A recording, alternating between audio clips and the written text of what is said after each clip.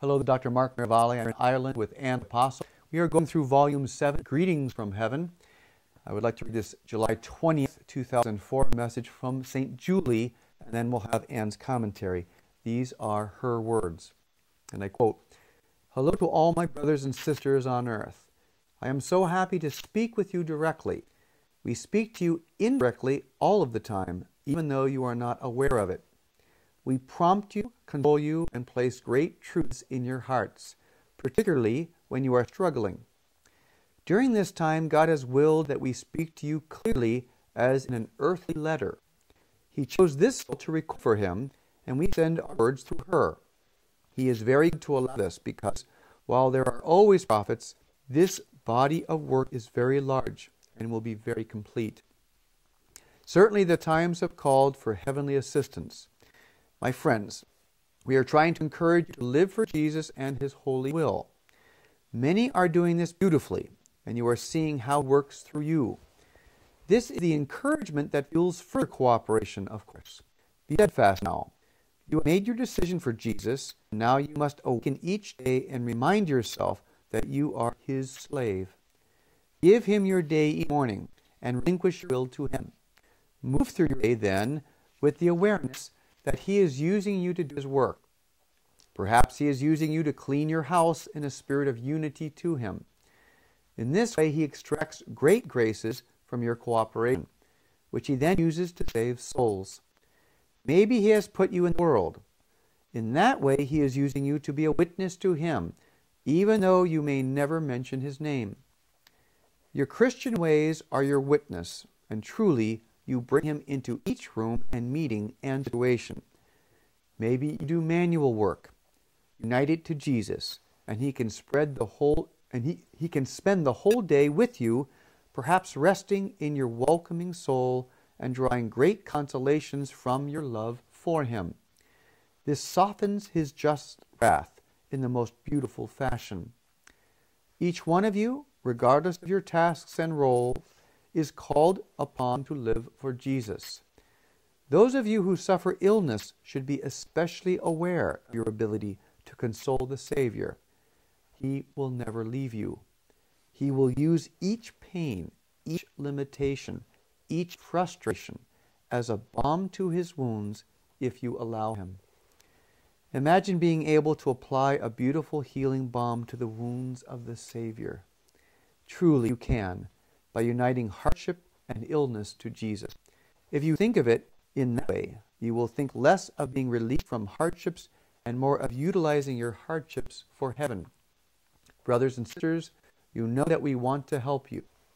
You know that we love you. There are many of us who are especially chosen to assist you during this time. It would be good for you to develop your relationships with us now, during this quiet time before the storm.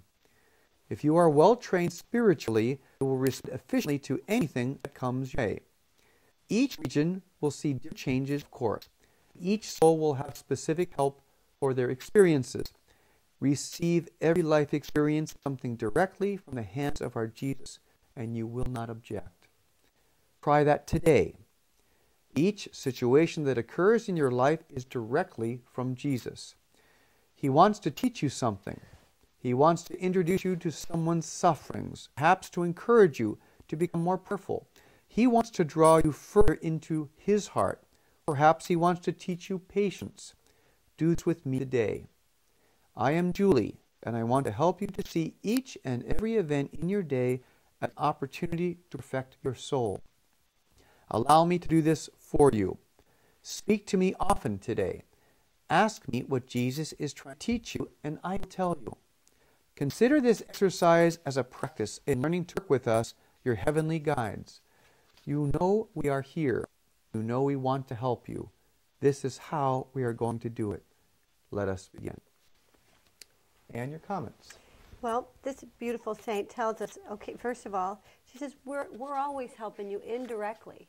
And how do we do that? She says, we prompt you, we console you, and we place beautiful thoughts in your hearts, in your soul. So they are giving us illumination.